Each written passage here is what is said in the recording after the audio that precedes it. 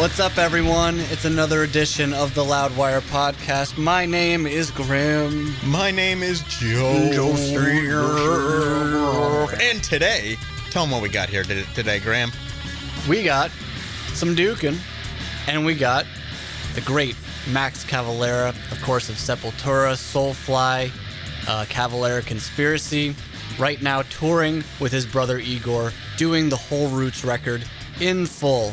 So we did a little, is the tour over? The tour's over. You missed it. Since Max and Igor have been touring on the Roots record, we decided to kind of go back in time, about 21 years, I think it is. 21 years and a day. 20, yeah. This is actually the day after the anniversary of Roots coming out. That's true. So we actually just launched pretty much into Roots. So we know a lot of you out there love that record. It was a pivotal album for experimental music, for groove. So we went way back, talked heavily about Roots, about the process of making it, especially going into the jungles with the Javante tribe. Yes, you're going to want to hear about this. The Javante tribe, a very friendly tribe, apparently. There was one, I guess he was telling us, not so friendly, that wouldn't have worked out so well. Yes. Would have been the end of Sepultura. Max, if you didn't know this, he actually wanted to record certain parts on Roots with a different tribe at first.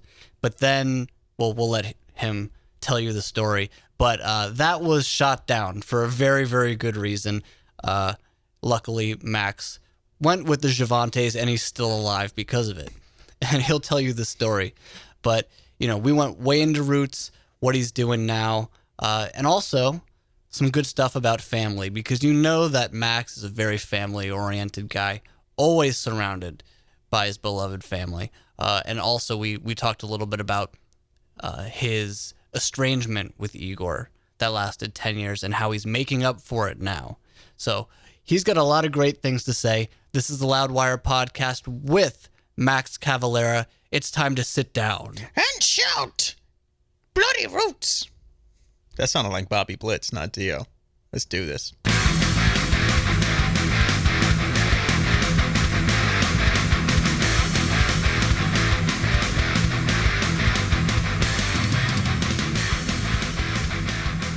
We're sitting with none other than Max Cavalera, Cavalera Conspiracy. Of course, you know him from Sepultura, out here doing the Return to Roots tour. So thanks a lot for giving us some of your time here, Max. Thanks for the nice intro.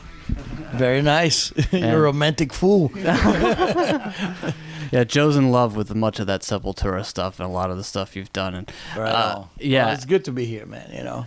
It's great to have you. And we've been looking at the set list, and it's so interesting that you're both opening and closing with Roots, Bloody Roots. So I just need to know, I'm sure right when you go into Roots, Bloody Roots, the crowd explodes immediately. So after the full show, when you go into that refrain of Roots, Bloody Roots, are they just as crazy as they were in the beginning? Well, it's kind of my favorite part of the show because it's over. It's like, it's done, finally, God damn it. Well, they actually, I love stealing things from other bands, especially when they're not really connected to us that much, and put it into our context. And so this idea is actually a Queen idea from Queen Live Killers, because they used to open with We Will Rock You. And close with it? And close with We Will Rock You, Queen Live Killers. If you listen to the live album, and when I saw Queen in Brazil in '81, they did the same thing.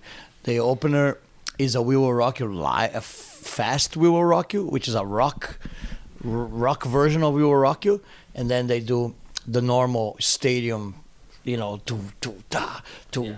So we thought, I talked to Igor about it, said that would be kind of cool, man, if we do two versions of Roots. We do one in the beginning, we do the regular Roots, and we do one in the end. And what I think it makes this Roots version cool in the end is that because the original demo that I wrote Roots for in 4 tracks when I was working for the album had a fast ending that never made into the album.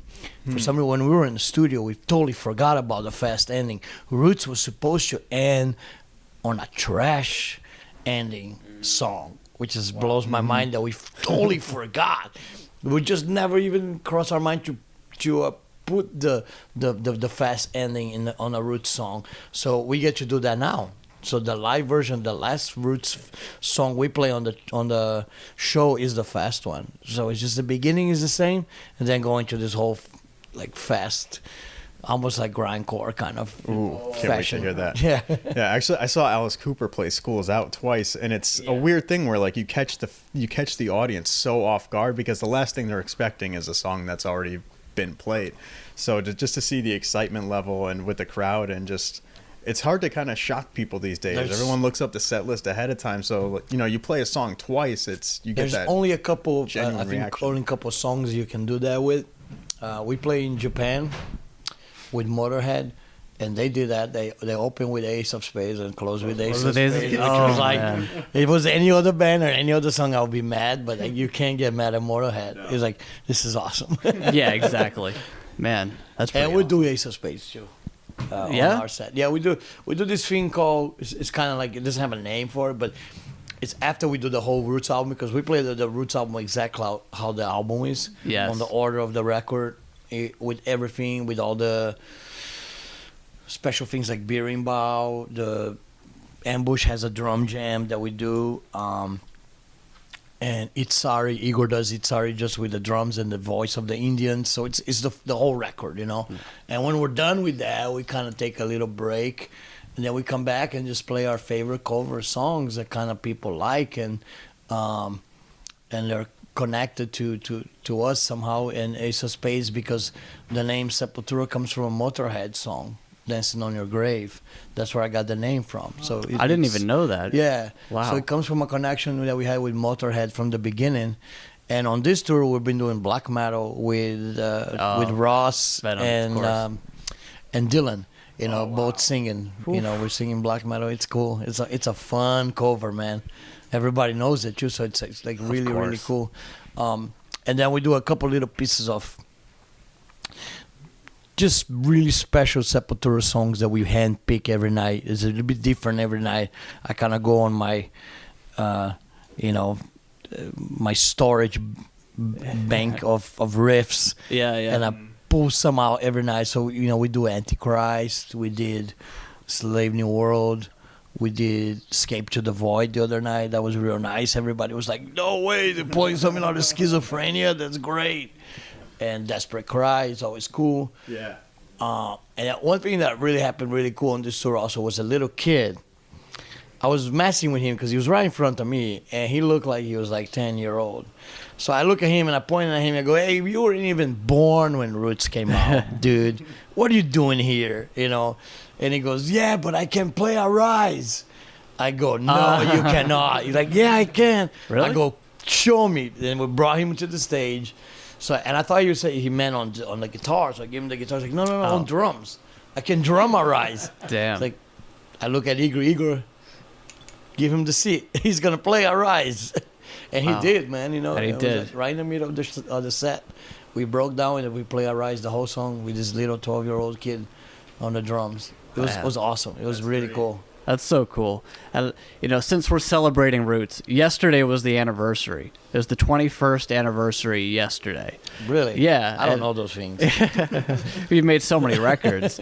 And, so I got a chance to read an anniversary piece that's on our website about Roots, like a really good one that's written by a guy named John Wiederhorn, who's an amazing metal journalist. And he goes into depth, about you visiting the Javante tribe in the jungles of southern Brazil, playing the song Kiowas with them for the first time, kind of introducing them to your music. Right. So I wanted to know, were you playing an instrumental song to them on purpose? Like, were you scared if they had heard a vocal from Sepultura, they would have been like, we don't know what the hell this is, and like get freaked out or something like that? Yeah, well, we couldn't really do the original version because there was no electricity in the jungle. Yeah. So even if you wanted, I think it would be very hard to pull it off. And I think the second thing, you'll probably scare the crap out of those guys. They'll be like,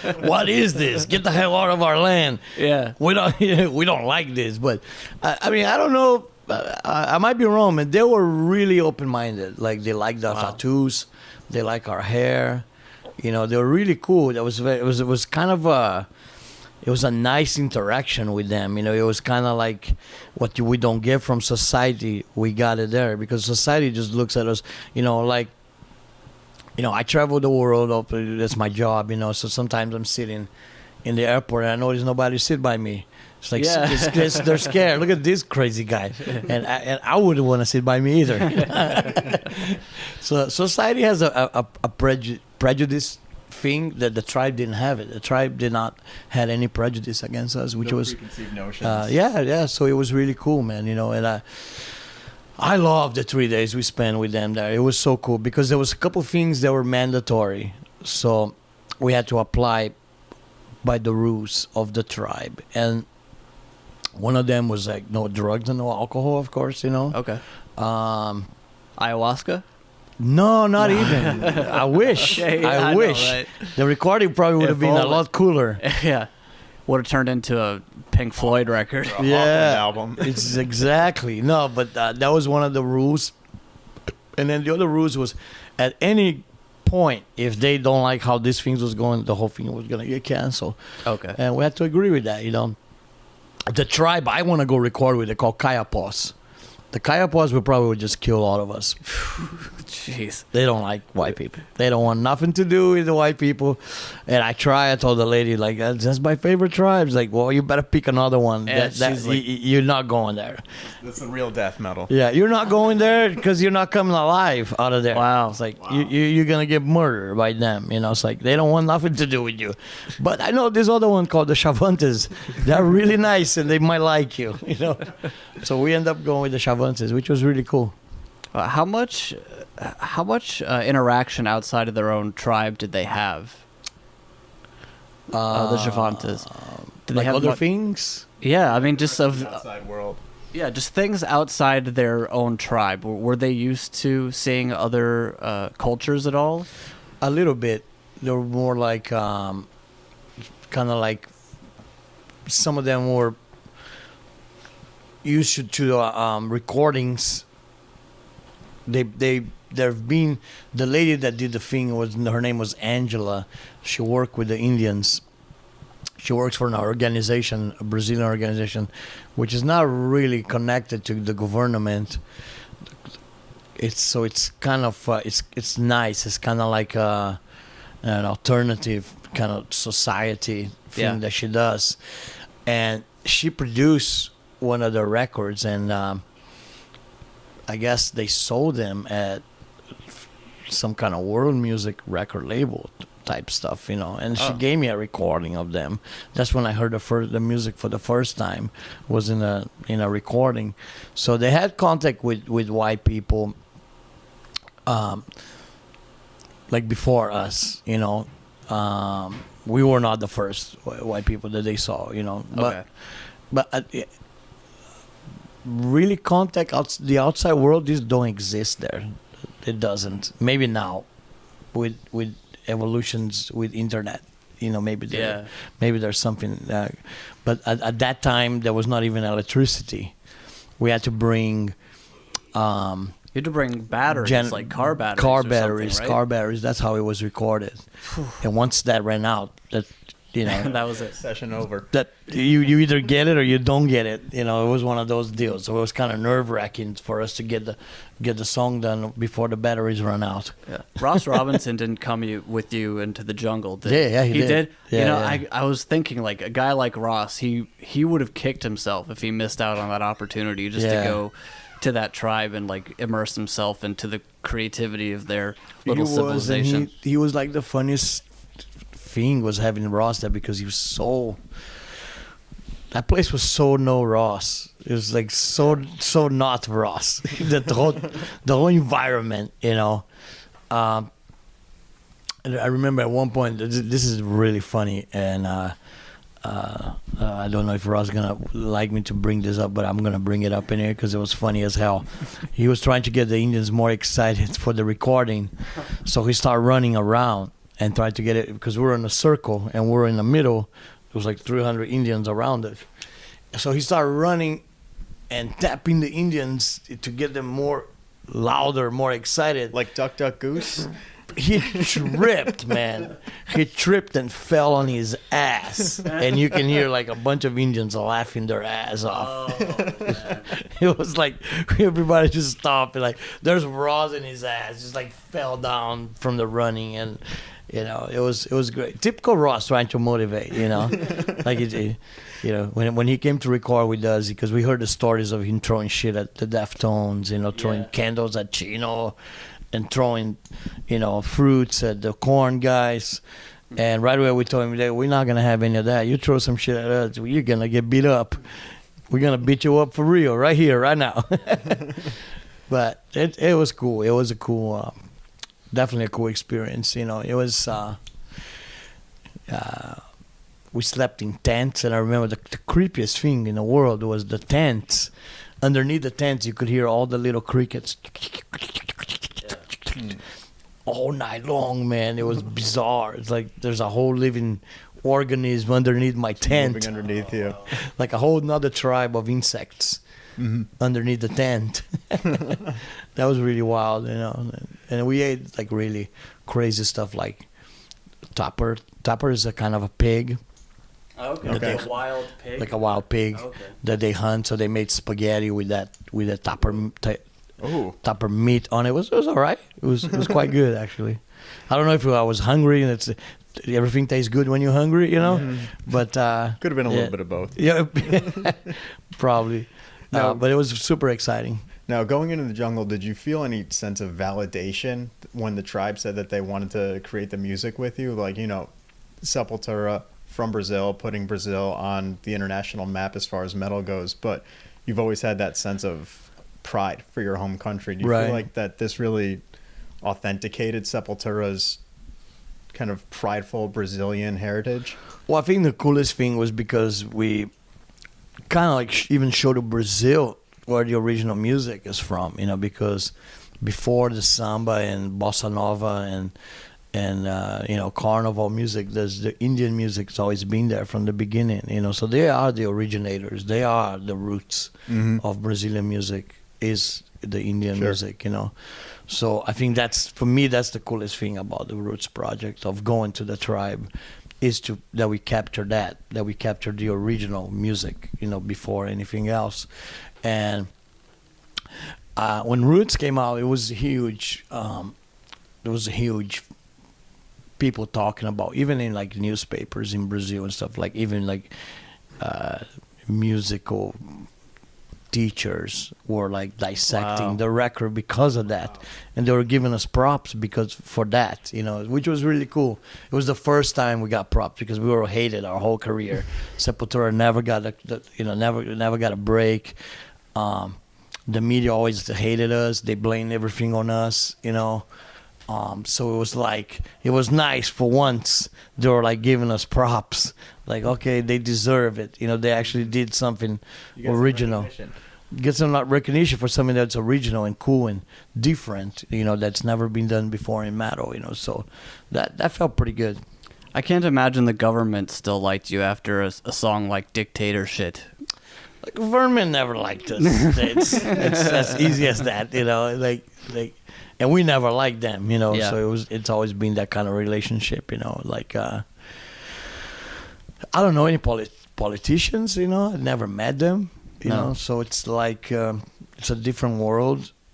You know, I think they're so corrupt that I don't even want to meet one of them. You know, like, wouldn't serve any purpose for you. Their reality is so far from my reality. It's like we have nothing in common at all to talk about it, you know.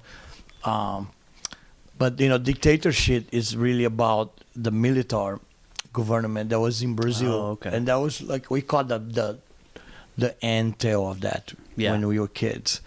But that military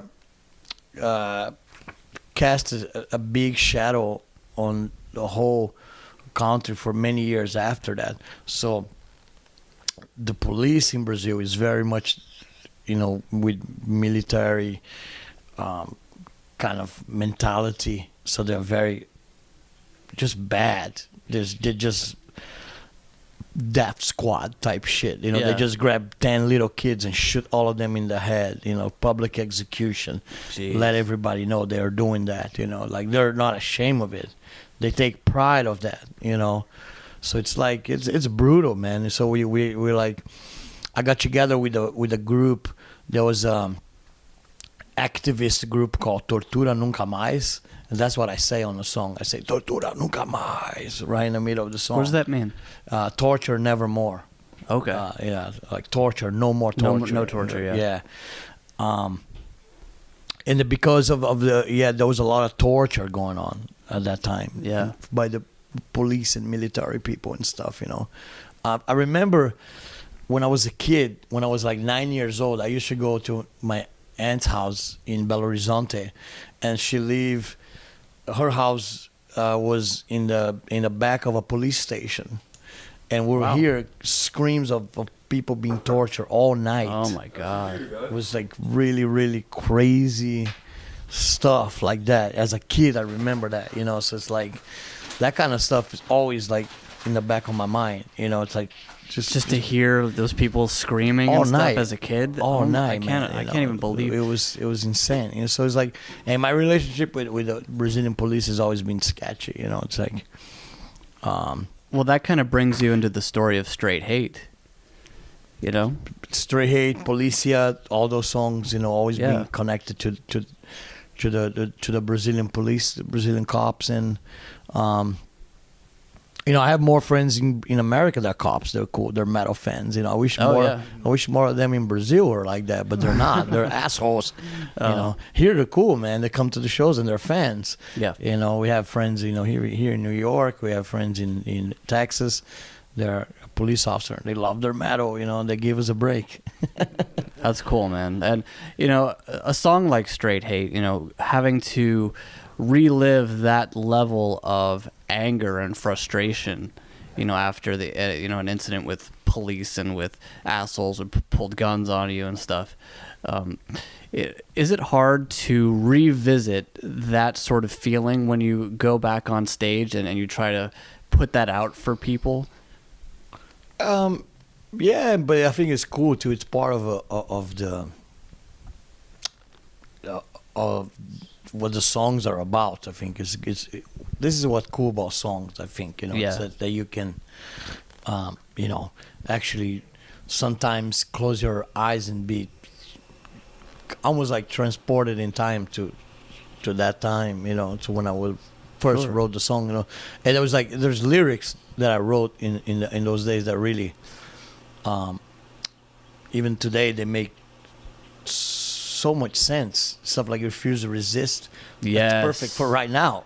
Yeah, well, right now, what's going on right now? The anti-Trump people call themselves the resistance right now. Right. So it's like stuff like that's crazy, And then I have like stuff like Inner Self was really about Brazil. It's walking in these dirty streets with hate in my mind and stuff. It was really about our own life at that time in Brazil that we were living. So it's cool, and Straight Hate is pretty personal too. I ask myself why I'm so hateful.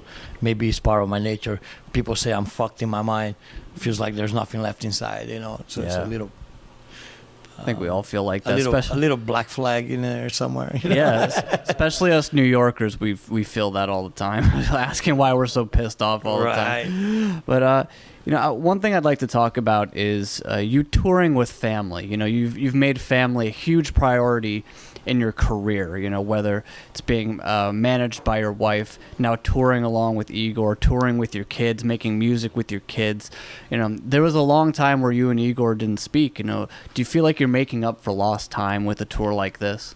Oh, for sure. Yeah, it's great. It's great having Igor back and be able to have a relationship I have with him now. It's so cool. It's like it really kind of it erased those 10 years that we didn't talk. That don't even exist in our mind. I mean it does exist, and it was real hard, and painful. But we're in such a better place now with our friendship and our brotherhood, and we're kind of like Gloria was talking to me the other day. She's like, she saw Willie Nelson, and we're parking in this hotel, and Willie Nelson was there with his bus, and all these people came out of Willie Nelson's bus with like long gray hair, Yeah. you know, and they're all the roadies, and they've been Willie Nelson's roadies for like 30, 40 years. And she's like, I love that. I want to do the same. So that's why we try to keep the same roadies and the same people that you can trust. So it's like a family vibe on the road as much as it can be, you know, and it works. Yeah, especially because a lot of musicians always talk about the struggle of leaving home, and they love to be on the road, and then when they're on the road, they miss home. When they're home, they miss being on the road, but it always comes back to they want to be there for their family. So, I mean, you get to live both at the same time. Well, not all the time. You don't always like, I have have Lodi kids at Kong home right and now. Insight. Yeah. You know, like right now, my two boys at home, Igor and Zion, you know, Lodi Kong dudes. So we do miss them a lot, you know, and stuff, you know. But they understand what we have to do. This is our our lifestyle. You know, because you've toured with them with Soulfly and things before too. Zion so. plays drums for Soulfly, which is great. Trying to keep it together as much as possible. It seems. Yeah, and then we have having Igor playing with my brother is a lot of fun too, because I don't see him all the time, but when I see him, we try to make the best out of the situation and enjoy it, especially when we have stuff like we use as example of like what can go wrong in this metal world, like Dimebag. Like what a horrific story, man. You know, those are two brothers separated by a tragedy that nobody should ever had to feel that, you know, and that's such a heavy thing, man. You know, and so I look at that like, man, like me and Igor were very lucky that none of that stuff ever happened to us, and we're good and healthy and together, you know, and we had our 10 years of struggle, but that's past, you know. Right now is what we live for, and this tour is so fun, and we're having a greatest time that we can have, and look forward to do more stuff in the future, you know. That's great. You know, and we noticed that 2018 will be the 25th anniversary of Chaos AD. So if only just to put that in your mind. 2001? Chaos AD 2018 next year will be the 25th anniversary. So it's a pretty good album. If you feel like playing that live. I mean, if you guys Tony's like, if we're trustworthy, then it's a good album. Yeah, so I mean, when it comes to, I'm excited for the 50th anniversary of Bestial Devastation. Oh yeah, jeez, you think he'll be around? We'll be in a wheelchair doing that one. No, man, it's cool. It's I hope we can do it more. You know, like this idea really grow into something that's really cool and magical and powerful. And I think fans want to experience that. And I think for artists also, sometimes I think in order to move forward, you got to kind of look back on some of your early stuff also. You can. It's like don't forget your roots type of mentality, you know, like, and those records were really important and really cool. And, you know, like I love Arise myself, you know, out of that group, maybe Arise might be my favorite one. Yeah. But Chaos was really interesting too, because it was a period of growing. I think we were growing on Chaos and becoming something that nobody really kind of saw it coming. And I think what we did on Chaos AD was like we slowed down everything. Just didn't need to be as fast as Arise was, but had the same kind of power with stuff like Territory, Slave New World. And then, of course, all the experimentation, Kaiovas and Manifest. It was an interesting record to make, you know, and you definitely got to keep that in mind. 25 years, that sounds good. Every single riff on that album is a Pit riff. Like every single riff, you just like the next one comes, you're like, God damn, that was so sick, and then the next one comes in, you're just like, Jesus. Well, I think it doesn't end for like 40 minutes. I think I wrote Chaos at the same time I was writing Nail Bomb, so they were all from the same era of super pissed off, hateful. You know, I just wanted to kick shit down type music, you know, and so it was like I think both at the same time, and I think they came out pretty close to each other. And when I listened to the album Point Blank, there's a lot of really angry stuff on that record. You know, it was an angry record to make, and Chaos too. You know, Chaos was also fun. My favorite riff I think I ever did is on Chaos, which is Refuse. The opening riff of Refuse is probably my. That's a whole nother podcast. It's an Favorite easier Sepultura riffs. Yeah, those riffs, they don't come all the time, but when they come, they're very special, you know, and I'm very glad for them. Considering myself a riff maniac that I am, you know, because I love riffs, man. I think riff is an art form that a lot of people don't acknowledge, should be acknowledged more as a real killer, amazing art form. You know, there should be school for riffs. All over the world. There is. It's the first 6 Black Sabbath albums. Oh yeah, there you go. Yeah. So it's like, you know, like riffs are just amazing, man. I'm still in love with making riffs, and I spend hours doing it, you know, at home when I'm preparing for a record. I try to get all the best riffs I can get, because that's I think with the riff comes it's the foundation of the song. The song Totally. Most of them get born from a riff. Sometimes, you know, a song will get born from a drum beat or a vocal idea or something, but most of the time it's the riff. Like having that main killer riff, it's priceless.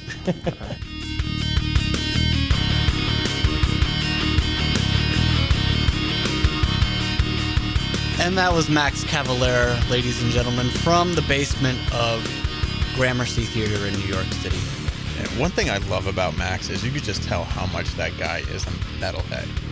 It's like there's not a lot of guys who really keep their ear on the ground. Like even before we started the podcast, we were talking about he name checked like Batushka and Vulture in interviews before, and I was just like, it's really nice to see somebody who's that much in touch with the underground. Phil Anselmo, of course, being another one. Yeah, Max is always covered in patches, and like half of the patches you maybe haven't even heard of. Like, and half of the patches are all the same band. I think he had like a Full of Hell patch and a Full of Hell pin and another Full of Hell something else somewhere else. You always see him repping the thrash bands and his kids' stuff too. It was really cool talking to him about his kids, and you could tell he's just so proud of everything. I mean, like you could see some guys in bands and their kids don't even listen to the same music that they write, that their fathers are in, and they embarrass their kids. Yeah, there's got to be a total disconnect there. Like, yeah, Dad used to run around with spandex in the 80s. And to have not just like one son, but just the entire family all be this huge community of metalheads and playing the music and, you know, going on tour with your dad being in the same band as him. That is weird because you don't see like Dee Snider's kids running around in like makeup and wigs and pink spandex. Exactly. Well, you did a little bit on his show when his daughter was really young. She was decked but she's out the girl, Joe. Yeah, and she was. Yeah, I mean, she was the like 5-year-old girl or whatever. I didn't watch the show. Did you watch? Of course you watched it. You're the biggest Twisted Fister. I didn't watch it. I said Twisted Fister for a second. Twisted Fister. But I was saying you're like the biggest Twisted Sister fan that I've ever met. I am an SMF. But I didn't. No, I did. I wasn't a diehard of the show. I think I more so caught it in passing here and there, and I just remember one scene of like his daughter putting on the makeup, and I think she had the shoulder pads and everything. That's adorable. Yeah. But anyway, it's really cool to see the whole family like that, and I don't know. It's a bit of a rarity. So something special to see. Yeah, you'll see him touring with Lodi Kong and stuff like that. You know, keeping it tight with the family. Definitely respect that. And we just came out with something that both of us are really excited about, very proud about, something new in the Loudwire future. Overall, that we're going to be doing are these little mini documentary series on some of the biggest albums ever. Mm-hmm. And we just did one on the 25th anniversary of Vulgar Display of Power. So we had Philip Anselmo, Vinnie Paul, Rex Brown. We even had Brad Guise, the photographer, who took that iconic album cover photo, which... The stories? What do you think, Graham? What do you think about these stories we heard for our entire life? The stories are wrong, and we've proven what really happened with the punch. So you could check that out on our YouTube channel. Just look up Pantera or search Loudwire Legacy. That'll come up.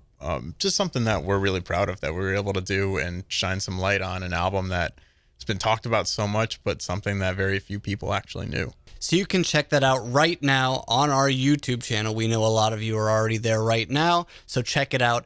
Loudwire Legacy, Pantera, Vulgar Display of Power, celebrating 25 years of one of the best albums that's ever been made, and one that really did save metal in the 90s. And we know that if you love Max Cavalera, you love the groove. Check it out right now. Walk on home, boy. And walk on over to loudwire.com for all your daily rock and metal news. Are you talking to me? Jeez, God.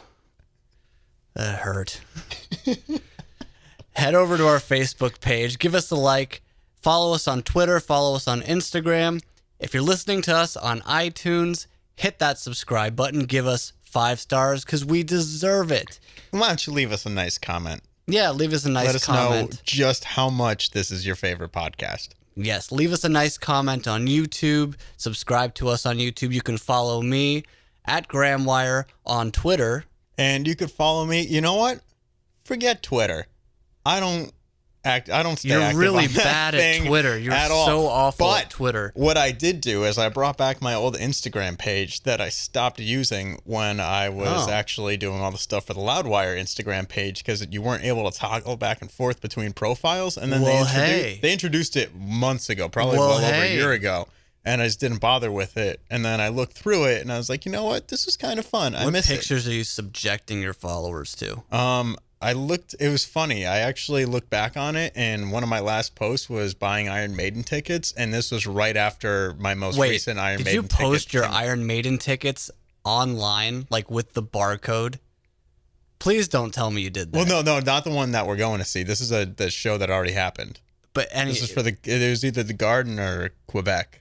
You posted your tickets online? You don't see how that's potentially dangerous? Yeah, well, I got into the show, so... Jesus. That's the joy of not having many people follow you. But that could change with your help today. Follow me on Instagram at Ice Nerve Shatter. One word. It's Godflash song. Ice Nerve Shatter. Still Get Ice it? Got Nerve it? Shatter. Good. Follow it. That and, pictures of Dee Snider's codpiece. Dee Snider never had a codpiece. You bet he did. Did he have a... No, I don't remember seeing a codpiece. You know what's Ian Anderson from Jethro Tull used to wear a codpiece. Okay, so his codpiece. Flutes and codpieces. Jeez, how did they be? Maybe you prefer lamb and tuna fish? How did they? It's the Loudwire Podcast, everybody. Thank you so much for joining us. We will see you or hear you or nothing, or we'll see your comments next time. Did I do good?